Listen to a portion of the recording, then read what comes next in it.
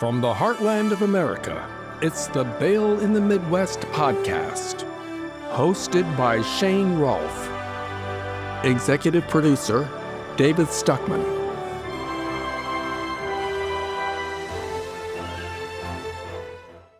Hello and welcome to the Bail in the Midwest podcast, where we explore a variety of topics related to bail, pretrial release, and the criminal justice system in the Midwest. My name is Shane Rolf. I'm the Executive Vice President of the Kansas Bail Agents Association, and I've worked in this field for the past 38 years. So, in 2021, CNN published a story talking about the U.S. murder rate, and I'll just read the opening paragraph here. It says, the United States has recorded its highest increase in rates of homicide in modern history, according to the U.S. Centers for Disease Control and Prevention. Provisional data from the CDC's National Center for Health Statistics, released early Wednesday, suggests the homicide rate for the United States rose 30% between 2019 and 2020.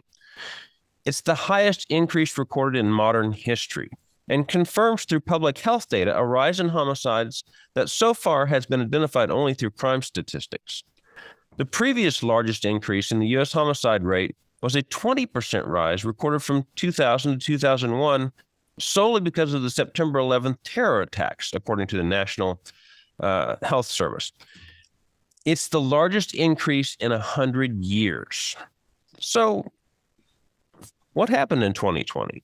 Why did it become so deadly? What happened in 2020 that made it the homicide equivalent of a terrorist attack? Now, everybody blames COVID for everything, and to be sure, it was a contributing factor. But we also had George Floyd and the accompanying riots. We had the defund the police movement, which made the Ferguson effect seem mild, police often moving from proactive enforcement to reactive enforcement or simply no enforcement. Bail reform and zero bail releases all over the country emptied the jails of previously detained criminals who, unsurprisingly, were not grateful and not rehabilitated. And of course, we had the presidential election. All of these factors, people argued, created the perfect storm for literally murder and mayhem. But how much of this is accurate? What drives people to commit murder? Are these factors really important? My guest today can give us some insight. Captain Jose Pepi Granados is a 35-year veteran of law enforcement, much of which was spent as a homicide detective. During that time, he navigated, assisted, or supervised almost 800 death investigations, so he's familiar with this topic. He has acted as a consultant on the hit A&E television show The First 48, as well as the Interrogation Tapes on ABC's 2020. He currently operates SKyMac Consulting and hosts his own podcast, Beyond the Yellow Tape. And if that didn't keep him busy enough, he has written at least 3 books, The Homicide Manifesto, Cry Tears of Blood, and the one behind me, Between Marble and Bronze, The Hunt for a Monster. Pepe, welcome to the podcast. Shane, good afternoon. Thank you for having me. It's my pleasure. Well, thank you for taking the time to talk to us today. Let's talk about you first. What's your background? How did you get into police work? I mean, did you go that military track and get into that, or is this something you always wanted to do? Well, truth be told, I thought it was like a natural progression, even at a young age. After graduating from high school, I decided that I wanted to go into mortuary science, and that was my first major.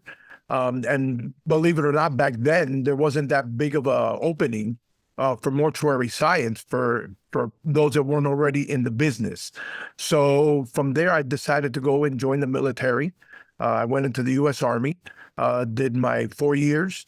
And just as I was about to re-enlist, the city of Miami, and actually not just Miami, but Miami and all of Dade County, they were hiring law enforcement. So I said, you know what, that would be fantastic to not just serve my country, but go ahead and just apply those experiences and that leadership and knowledge and go right into police work. Well, and the military does, U.S. military especially, is a leadership-oriented, think on your feet sort of institution. I mean, it has its, hidebound procedures you have to follow, but I mean, some of the police departments are like that as well.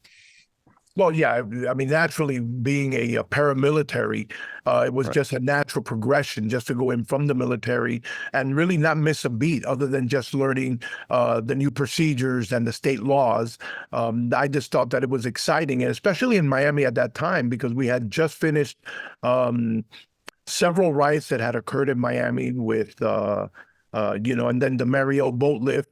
So there was a huge mix of things that were going on in Miami. So, coming out of the military, a lot of times people will that leave the military and go into police work. I mean, they're familiar, like you said, the paramilitary organization, so they're comfortable in that organization, but they're really exposed to a lot of the world that they weren't exposed to in the military. I mean, in the military, you're on a base, you're doing this, and maybe you're fighting in a war, which gets things particularly bad, but on a day-to-day scenario, you're not really dealing with, the I guess underbelly of society like you would with the police. So what's the adjustment coming out of the military into having the exposure and dealing with the public and sometimes in their worst situations? Sure. So like you said, in the military, there's a structure.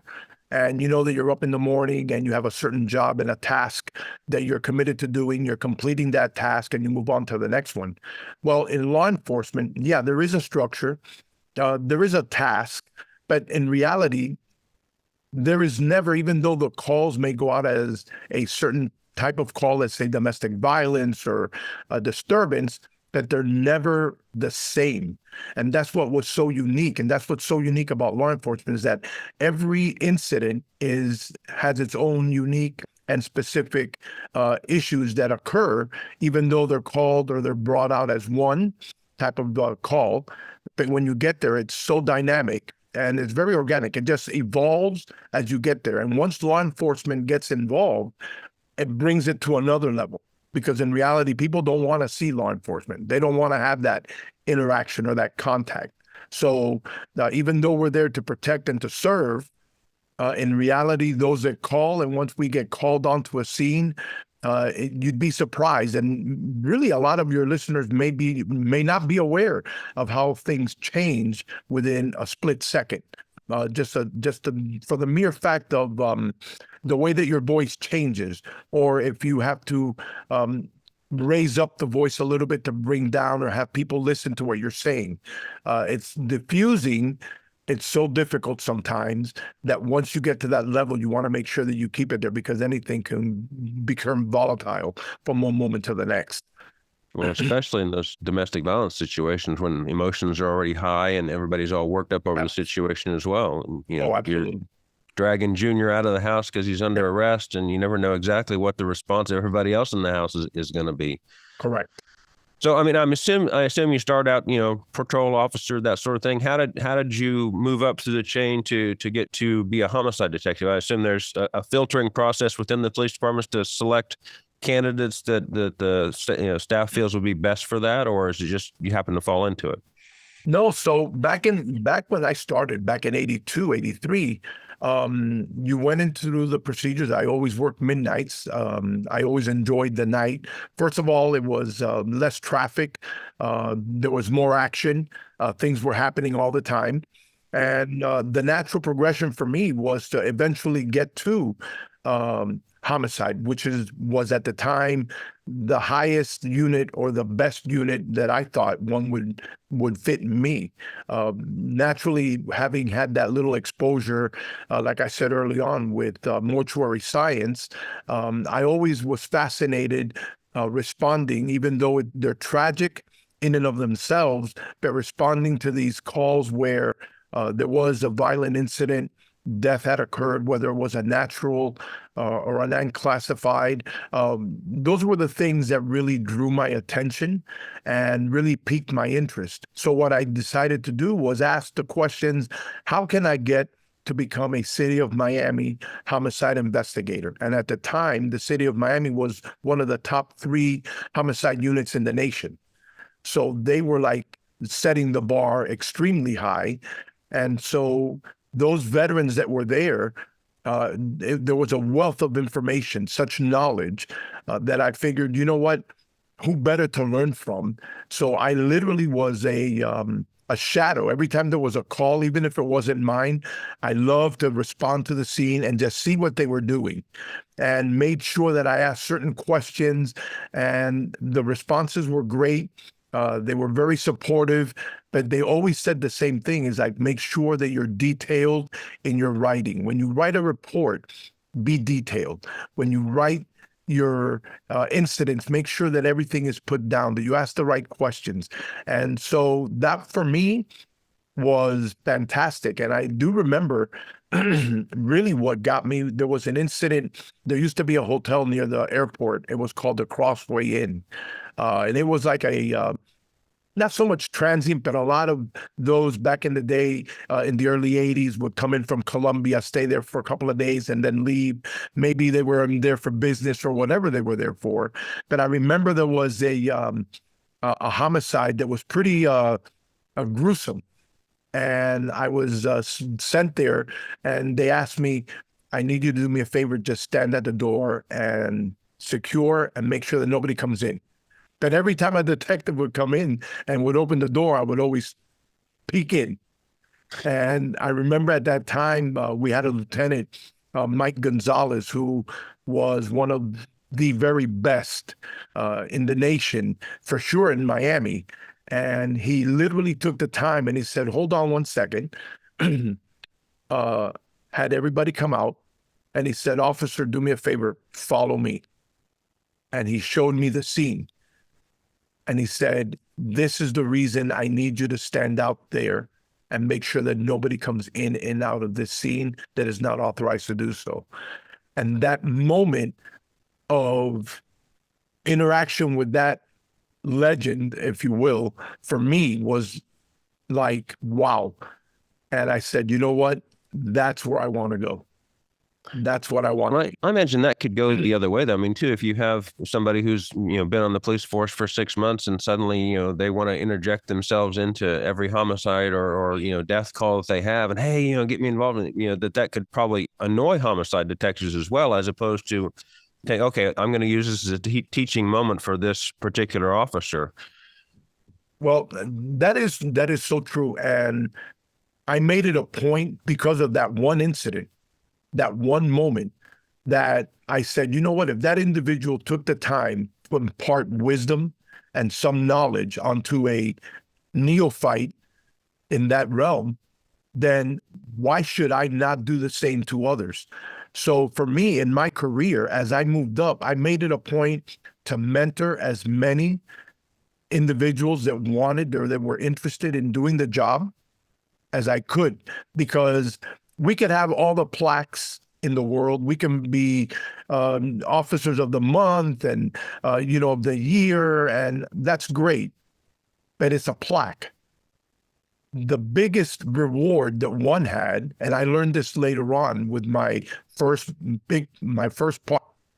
partner, was the information that you pass on, and that an individual later on in one of their cases says, you know what? Pepi once told me that if we did it like this, that is your legacy. That is the biggest plaque, to have your name mentioned on how to do something the right way. I thought would be a fantastic way to just move on with one's career. And that's how I always looked at it. So then when you moved, I mean, you went from, I'm reading your desk cover here, you went from being, homicide detective to more staff, and then helping design the homicide, I guess, bureau or section for Miami Gardens as well when they first started. Yeah. I mean, I assume that you imparted that same philosophy onto that as you moved from, a line detective to a supervising type detective. Oh, absolutely. The great thing about working with Miami was that we had such volume at the time, that between my partner and I, when I first came on, and I was trained by an individual by the name of Louis Alberni, and he was fantastic. I learned so much from him. He long since has passed away, but I always keep him in the back of my mind because he would always stress the details. It's about the little things. Never let anything be overlooked. Nothing can be overlooked. Take it from the beginning. You're never in a rush. And I took that to heart. And we would handle between death investigations, we would handle anywhere between my partner and I, 40, 50 homicides a year, plus all the others, the naturals, the unclassifieds, the suicides, the accidentals. So the volume grew to where you were exposed to a lot. And I took that opportunity to make sure that not just as a investigator, but then as a supervisor within the homicide unit. And then eventually when I retired from the city of Miami, which was all of 1 hour, I wound up going to Miami Gardens, which that's another story because that's really funny because they always say, well, I retired at 6 a.m. On the 5th of July of 2007, and I started the city of Miami Gardens on the 5th of July at 7 a.m. I swore. Right. And that was, I always tell that, and they're like, there's no way. I said, yeah, believe it or not, I worked a whole shift. And then I went on to Miami Gardens. And the fun thing about that was being able to start a department, an agency from the ground floor and setting the foundation for that agency to grow. And I had 12 excellent years in Miami Gardens where eventually they would always say to me, well, Pepi, why are you still going out on the scenes? You're part of command staff. You're part of, I enjoyed it because to me, it wasn't so much working. It was passing on knowledge and information to the younger detectives and those that weren't even from Dade County that came to Miami Gardens to start that agency. That was always fun. And I enjoyed that to the point to where when I left, the Homicide Manifesto was created because the calls were constantly being given. It's like, Pepi, what do we do in a case like this? Or should we do something like this? I said, well, let me go ahead and just put out this book. And yes, there are books like Vernon Gerlberth that has excellent books on death investigations, but this is more geared towards that young investigator to build on, the first-year law student to understand what investigators do, the criminal justice student that wants to learn the craft, and if that's really what they want to go into. So it's kind of like a pot melted with all of this stuff that I learned throughout the years and just tried to make it to where it was very easy for someone to come in and grab one and say, oh, wow, that's how they do it. Or what they see on TV, they go, oh, that's not what they're supposed to do. And that's where it's fun. Well, there's probably a lot of what you see on TV that's not what they're supposed to do. It is. And sometimes it's a little bit when I get the call, I go, did you see what happened? I go, yeah, but that's for Hollywood. Right. That's that not here. No. So what does SKyMac Consulting do? I know that's, you got that, and I think isn't your books, some of your book are published under sort of that same heading, but I mean, are you doing, television consulting, expert witness stuff? What is SKyMac? Yeah, so what I do is I do a lot of training for agencies. I lecture at the universities, and I do that through SKyMac. Okay. What I try to do is if there is a, let's just say a show is coming on, like early on today, and they want to bring on and say, hey, listen, do you mind seeing if the procedures are a certain way? Are they done a certain? I'll be more than happy to come in and do that. When I do my lectures at the universities through SKyMac and the first book, that's what I use. And just like when when I do the training for other agencies, I do it under SKyMac. So pretty much I'm a consultant, a subject matter expert when it comes to violent crimes investigations and procedures and how to implement best practices that can help an agency move forward. So you're still on the side of the light. You haven't gone over to the dark side of that expert witness to tell them however they've done everything wrong.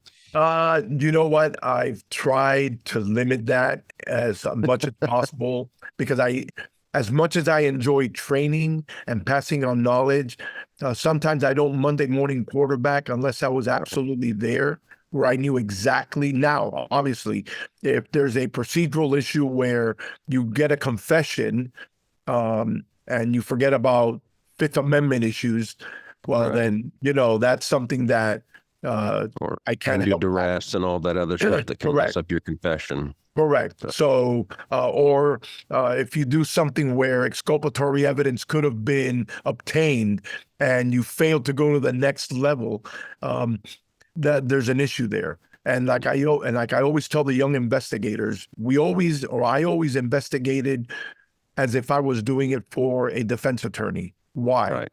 Because any questions that are asked and when I answer goes beyond contestation because I have the answer. I don't try to shortcut just to make the arrest. And it's always nice to have that arrest made of a violent individual.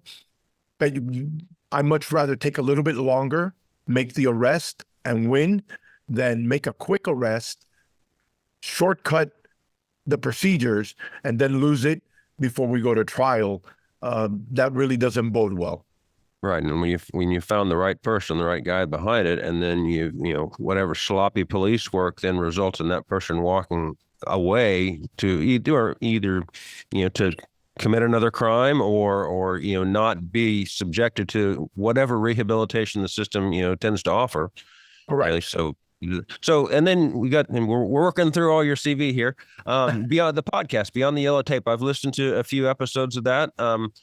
Some of them are like standalone monologues. I think I listened to you talk about the New Orleans attack here recently, and others are talking to other law enforcement officers, kind of getting a police perspective on various issues. Is that sort of the theme of the podcast? Yeah. So what I did with the podcast was I tried to pass on knowledge on certain topics where people enjoy it. I do some monologues.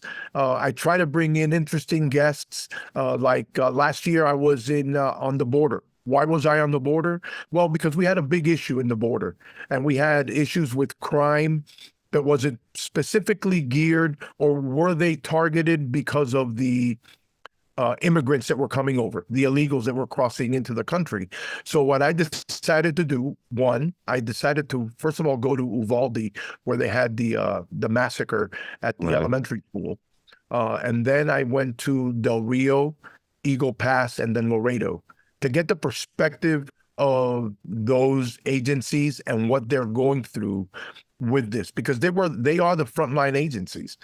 And to me, I didn't want to have a opinion formulated without going to the border and seeing it for myself and seeing exactly what was going on. So I thought that would be a great thing to do.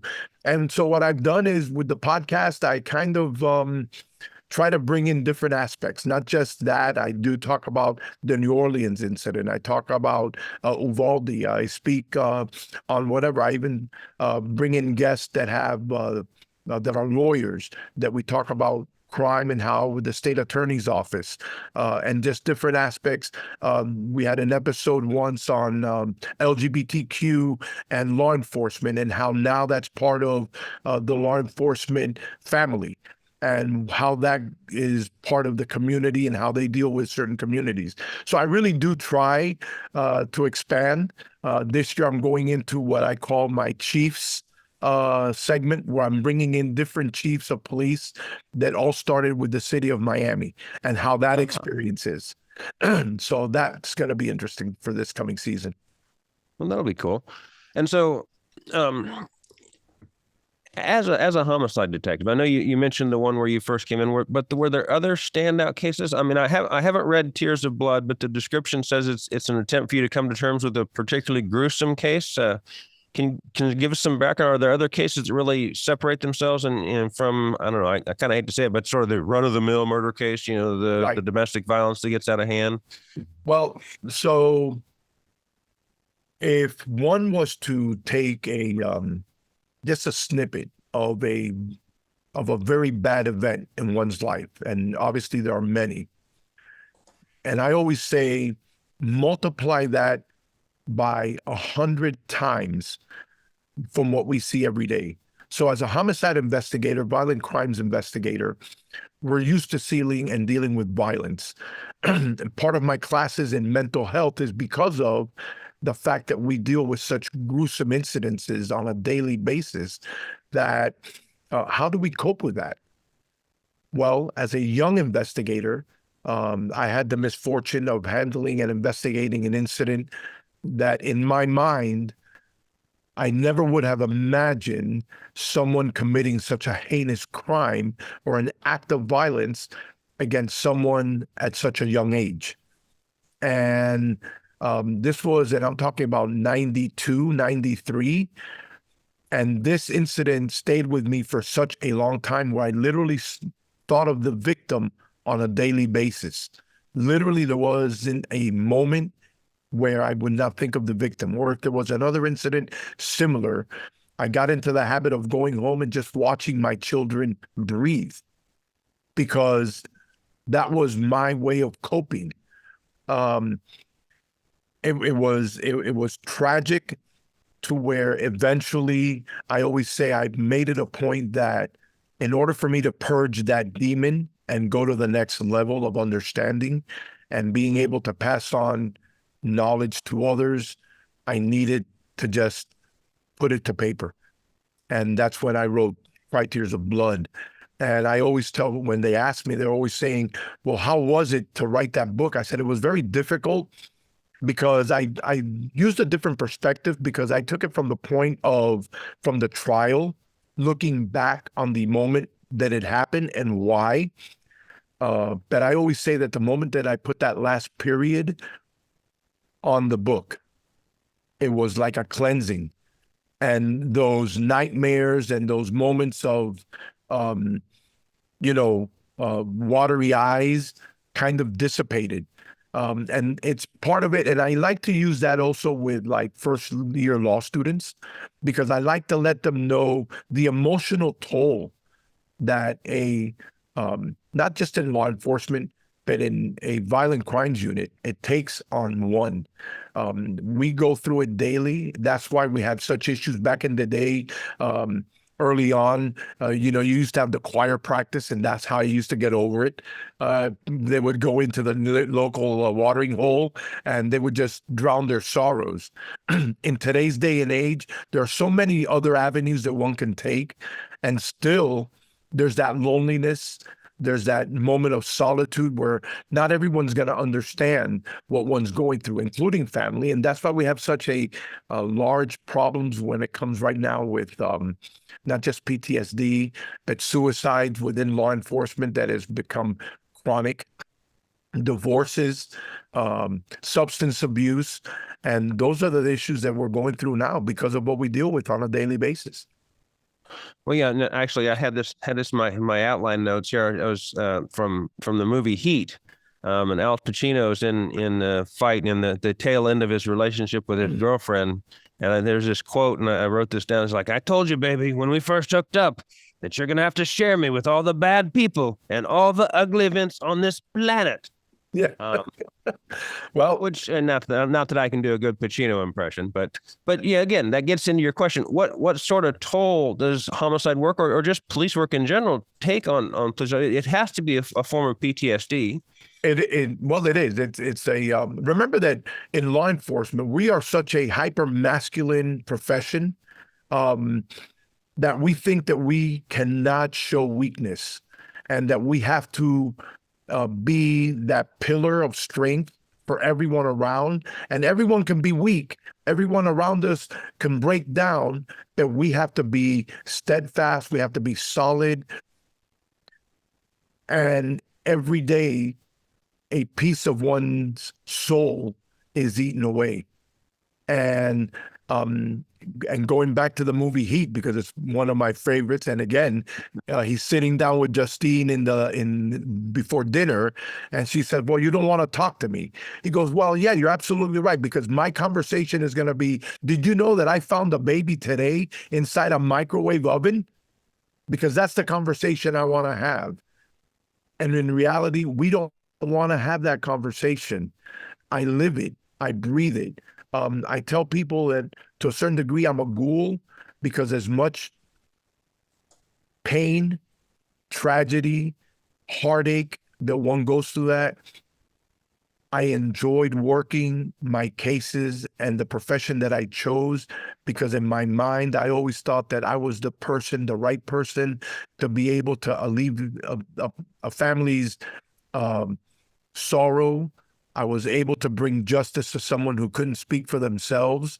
And not that you're 100% on every single case, because it's impossible to clear 100%, but to get enough in there to where you try to bring that bad person to justice, and at least have a clean conscience that you did your job to the best of your ability without any shortcuts and doing it the right way. Well, and provide some degree of closure to the people who survived. And, just like the catharsis that you explained from writing the book, being able to put this behind when you've lost a loved one, and yes, you've lost them. They'll always be a part. There'll always be that, that hole that's, torn in you, but you can move on from that. If you can't ever move on from that, you're stuck in that place, for forever. I mean, and it just eats you away. My former business partner actually got shot in a robbery. Basically, his girlfriend was being carjacked. It was just bad luck to him. He came out to try and interject, and he shot him. Didn't kill him, but he had all kinds of problems. But she ended up blaming herself for that. That it would, like she'd done something. Well, what if I'd done this? It's like it was just bad luck. If you'd spent 5 minutes more, 2 minutes more at the gas station you were at earlier, this guy would have been someplace else carjacking someone else because he was trying to get away from a crime. Right. But she never was able to really, move on from that situation, even though the guy ended up convicted and served, 15 years over the deal. She was stuck in that spot. And on this, and kind of in the same vein, I've got obviously I know a lot of different police officers, but a friend of mine was telling me a story here just the other day. He responded to like some, mundane call. He was just a patrol officer, a dog at large or something like that. And he got, they got the guy and got the, the dog back to him, and he was, he was chatting with the guy, and he was a really nice guy, and he knew somebody else. And 3 days later, he's dispatched back to that address because the guy just died and just had a heart attack. And so I think that police in those, situations are probably have to face the abruptness of life ending that most of us really don't like to think about. And so, we lose a family member, but it was a one-time event. I mean, how police officers are called out to death events all the time and then have to come to terms with that. It just seems like that would be, you'd be forced to come to terms with that most people don't want to. So it's what other things are available to police officers to help them through that, other than just trying to talk it out. And I know an old podcast we did with a mental health group, they talked about, well, there used to be, like you mentioned, the watering hole. Well, we'd just go either drink our sorrows or we'd have some other people we could talk about. But you're able to get that certain degree of release. But what are we doing in this day and age where we don't have the cuffing club, bar that everybody can go to afterwards all the time? Well, sadly, in today's and I've noticed this, especially with the younger generation of law enforcement, is that because we're such a technical, everything is technology and everything is the phone and everything is the cell phone, the computer, we don't have that interaction any longer of meeting after work and talking. Everyone goes about their business. Everybody has something else that they have to rush out to do. And I had a conversation not too long ago with an officer. He goes, well, I really don't talk. I talk to my crew when we go to calls. And then from there, we're gone because we have our take-home cars and we go home, or we go to a what we call an off-duty, an outside job that we go to and man a post. So whatever happened during that evening, we don't really talk about it.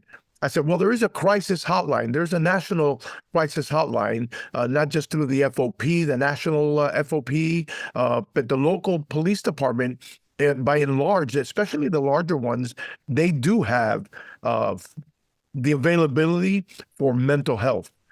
But you need to ask because no one knows. That a good supervisor should be able to, I always say it like a coach, the value of every person on your team. Well, a good supervisor should be able to manage the team that they have and understand the little nuances of so-and-so. Oh, Sally's not doing well for the last couple of days. I wonder why. Or Jim isn't really up to speed and he's being a little bit cranky. And then you go back and it's like, well, did we have any calls, especially in violent crimes? Did we have something that was so out there that you're going, what the heck? And we didn't talk about it. So we need to have that conversation. And I always made it a point to have that and that debriefing on that daily debrief, regardless of what we were doing, we would always talk. Because you and I can have a conversation about something that we see, that unless you and I weren't in the middle of it together, I'm just going to listen to you. Right. If I was there with you, we have something to share. If I see that it's gotten to the next level and I think that you're going to need some time, then I have to have enough insight on your person to say, you know what, maybe you could use a couple of days and maybe we can seek help because it's out there, and not just leave it out to chance to where all of a sudden now you're getting a call from home or something where you don't want to have that conversation. And worse than that is getting the conversation or getting the call of so-and-so just killed himself. Yeah. You know, and you're going, what could we have done? And in today's, like I said earlier, we are such a hyper-masculine profession that we can't show weakness. And in reality, I tell people, letting someone know that you're going through something isn't weakness. It's a sign of strength. And you just have to find it and be able to say, hey, listen, this is what's going on right now. Let's talk a little bit about the defund the police movement, the George Floyd Ferguson effect. What has been your experience, or the experience you're hearing from other police officers with the criminal justice reform movement, the so-called decarceration, or arguments like having social workers respond to calls? Who does what does defund the police do to proactive policing? Let me tell you, the social experiment. I think that if we look at it as a whole, we can see that wasn't successful. And I don't say it because I was in law enforcement. I saw it firsthand. I remember when then President Obama came on, I said, you know what, this is going to be perfect. Why? Because we historically have elected the first Black president of the United States of America. We have been able to bridge the gap and say, now we can have race relations between communities of color and law enforcement go to the next level of success. And what happened? We had the beer summit. Yeah. And I started talking to law enforcement across the country, and they said that one incident of blame before knowing what the facts were caused a total decline in that relationship. And now we literally almost had to start from scratch again, refocusing on not just community policing and engagement with communities of color, but understanding. I enjoyed Miami Gardens because at the time Miami Gardens was 87% African American. There was a 6% of Hispanic, and I believe 3% of Anglo. And I said, what perfect timing to start a department to where you can communicate and interact with the community that is so desperately needing law enforcement, so desperately needing officers to be out there to stop the bad guys from taking over communities. And it was great at the beginning. We were like nonstop bumblebees going from call to call, and the community embraced police work. Then what happens moving forward, we get George Floyd. And I always say that, yes, optics, it was horrendous, maybe morally reprehensible at the fact that people saw what they saw. But was it a training issue? Was it something that Chauvin decided that, hey, George Floyd, that's the guy I'm going to get today? That's not how it works. No. When you go back into that incident, we look at, how did it start? Well, it started with a call of an individual passing counterfeit bills, which in and of itself is already a crime. Right. Law enforcement arrives on a scene. They don't pick George Floyd out of a hat. But the owner of the store says there they are right there on the corner. They approach. That initial contact is almost textbook. They're talking, they're engaging. The drugs are there because there's drugs in the scene. Right. When they're coming in, now law enforcement comes in, and now as everybody's exiting the vehicles, everything is fine until the moment comes in to where the cuffs come on. And before he's even placed in the vehicle, what do we have? I want my mama. Right. I want my mama. Well, nothing's happened to him yet. George Floyd's a big guy. We bring him in. They try to bring him into the car. They try to accommodate. Now he's a little bit combative, doesn't want to go, really doesn't want to cooperate. The partner that's with him is saying, just do what they say. And what happens? Well, the officers now take him from inside the vehicle, place him outside. What happens? Now it escalates. Now George Floyd starts a little bit louder. People around the area now start gathering around the police officers. Now, again, why is it that I say morally reprehensible? Well, because we have 3 police officers. You have an individual that's been handcuffed. You could have put the person up and sat him next to the vehicle. But what did you decide to do? He decides to place him down and go on his back. Again, optics. It looks horrible. But is that training? What is the responsibility of the other 2 officers? If not to say, hey, listen, I got you. Don't worry about it. We'll take care from here. Maybe you're a little bit too hot right now. If that's the incident. Again, I wasn't there. I'm just looking at snippets of the videos. And that's where we start. And all of a sudden, now we get the movement of it's the police, and they're the ones that are the criminals, because they're the ones that are after us poor folk. But that's not what we see from the beginning. It's how it escalates. Now it's the officers their responsibility to de-escalate to the point to where they can affect the arrest safely from not just the officer, but the person that's being arrested and the community around them. And that's where I was very fascinated to look at the initial medical examiner's report, because I always look at the cause of death, and was it by positional asphyxia, was it strangulation, and I'm looking at the wounds, there's just something there where it just doesn't, I would really have to sit down. It's one of those incidents where I would have gone to the post to see that autopsy, to ask the questions at that moment, because I just find it, again, optics, horrible, maybe from a moral standpoint, from the community, despicable. But I think that it's just a combination of the narcotics and everything else together that caused that incident to go to the next level. And all of a sudden, the Ferguson effect takes place. And now we have BLM, we have the anarchists, we have all kinds of violence taking over, and we have local leaders, politicians that are going hands off.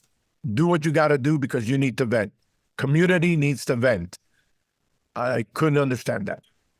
Yeah, let's vent by burning down the city. I mean, that's, and I think we can make a linear connection, and this may be somewhat controversial, but between what happened during that summer with the riots and everything else, all the way up to January 6th.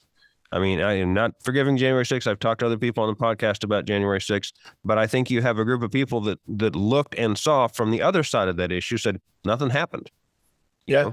They're able to vent, why, and things get out of control. Well, we're just venting. Well, I mean, obviously it's the U.S. Capitol. It's not the same situation, but you can see, where people look, and this is one thing we've talked about in crime prevention, zero bail and stuff like that. When people see that nothing happens, well, that's a license to do more of the same. And you're so correct, because if you look at George Floyd, that's the impetus. That's we lit the wick right there for that dynamite from Minnesota, Portland, Seattle, and all across the nation. And what happened? Everything was let them vent because they're not really doing anything. They just burned down a police department.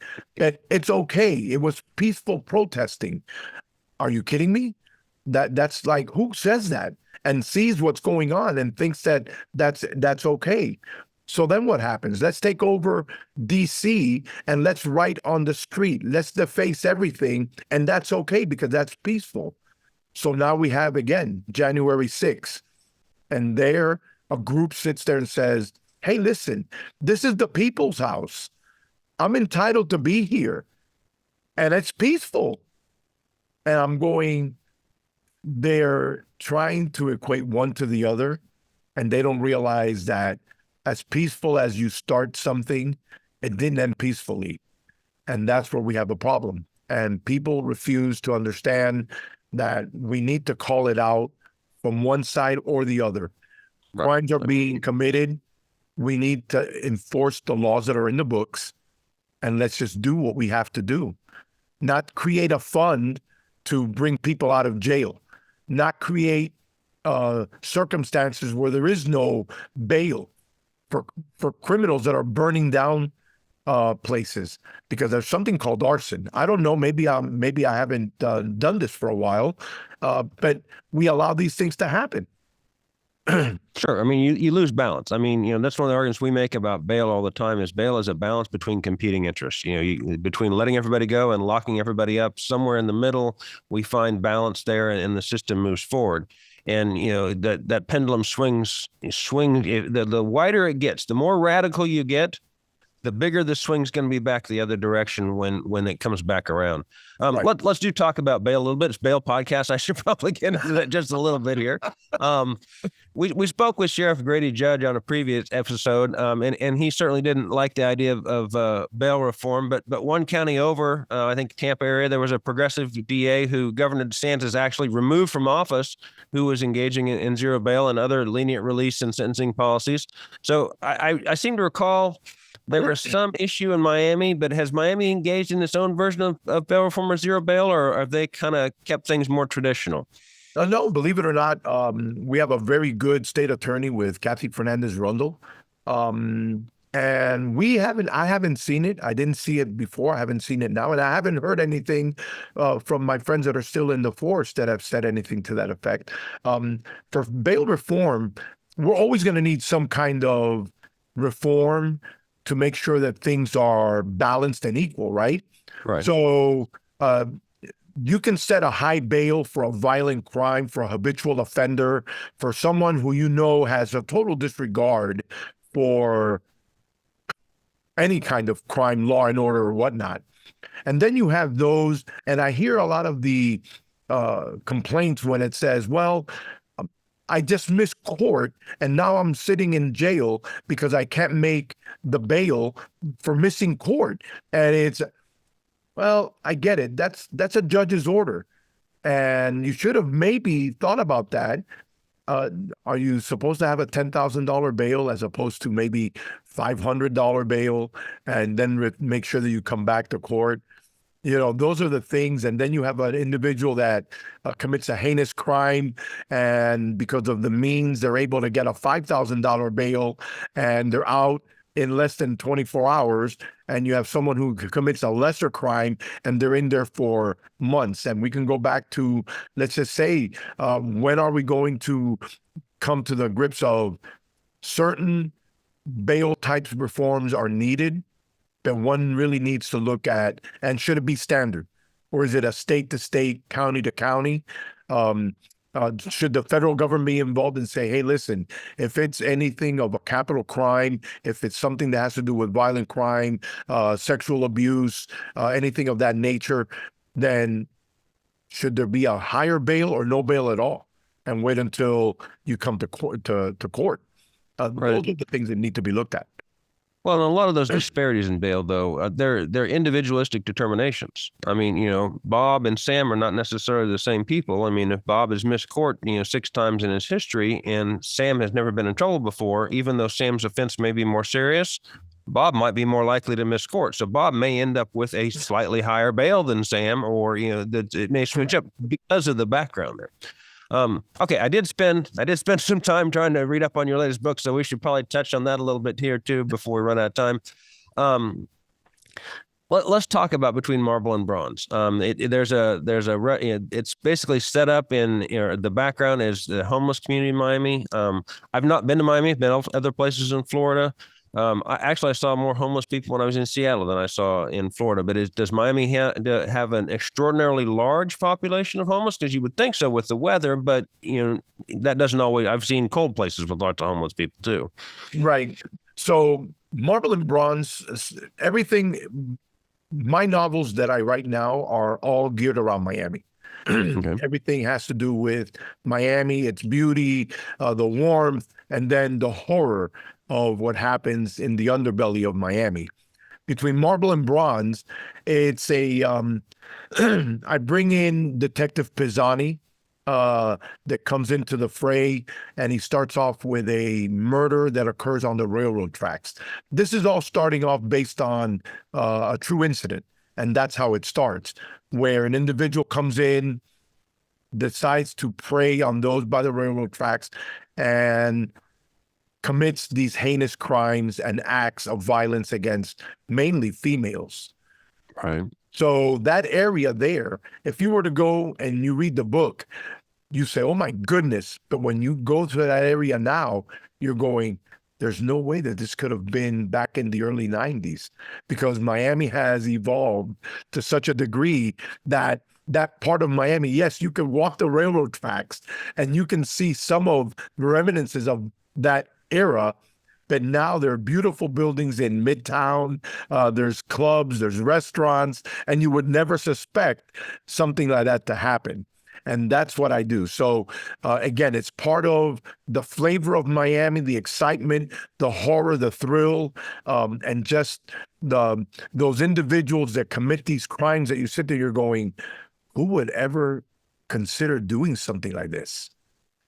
And it's a ride. I've had people that call me and then when I do my book signings and I get called and they go, oh my God, Pepi, I was there. I couldn't believe it. I was on the railroad tracks. It was like, it was gripping.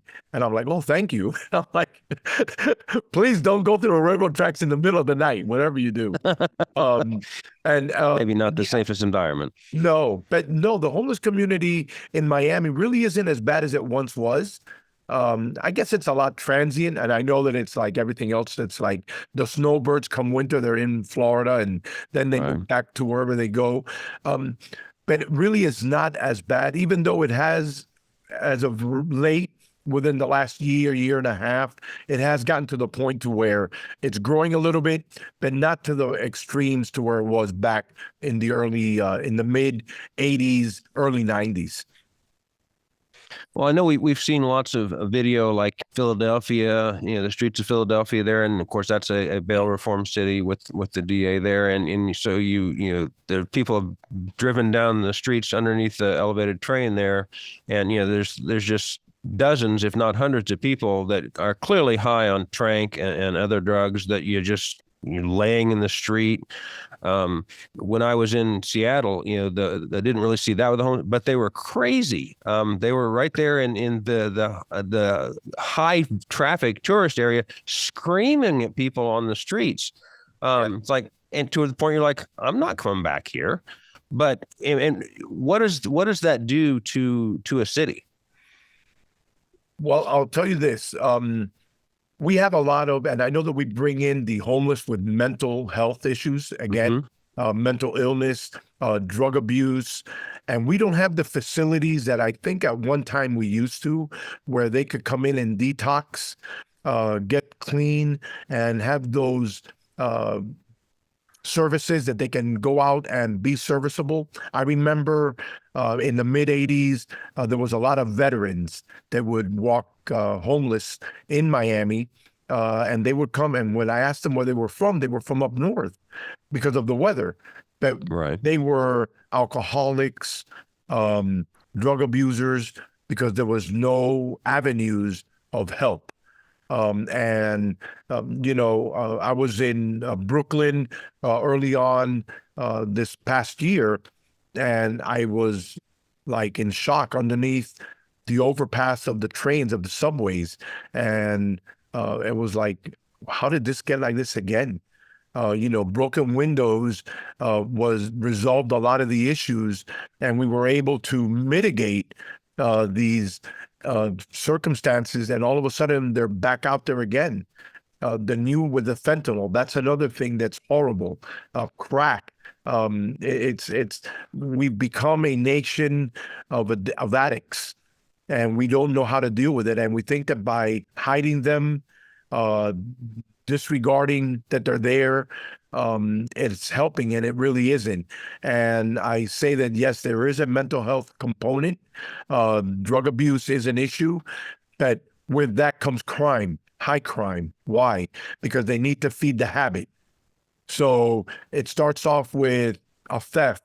Then the theft becomes a burglary. Then the burglary becomes the robbery. Then the robbery gets a little bit crazy because now the person doesn't want to be robbed. And now it comes to the next level of violence. And now the robbery turns into a death. And so it progresses. And it just seems that sometimes I think politicians don't want to come out and freely admit this isn't working. We need to do something about it. And they only say what they need to say during the times. What do they say when it's time to be elected? They'll come out and say, "Oh yeah, we can come out with things to work on that can help us get to the next level of health." Well, it doesn't work that way. It's a process, and everybody has to be on board, not just with community policing, but with programs. And really finding a holistic way of coming in here. And it starts really with I remember back in the day when we was like, say no to drugs. Well, we don't say that anymore. Or parents, do you know where your kids are? Because the lights were out. Now it's, I can't control Johnny. And Johnny's 13 years old, and he's out of control. And he's out until all hours of the night. Well, at 13, what are you doing out there?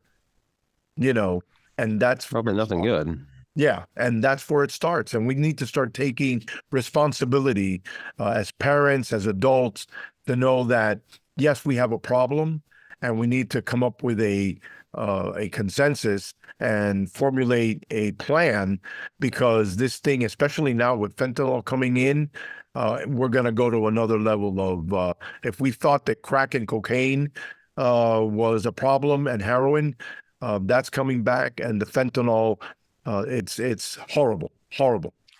Well, I think you had a drop off. I mean, basically, crack cocaine and its cycle. I mean, obviously it's still there, but I mean, it's peaked and then fell off, and then you had methamphetamine, and it's sort of peaked and somewhat fallen off. I mean, it's still there as well. But then you had the prescription pain meds where people were selling those, and prescriptions getting out of control. And I think the FDA and other people have really cracked down on that, to where that's not as available as it used to be.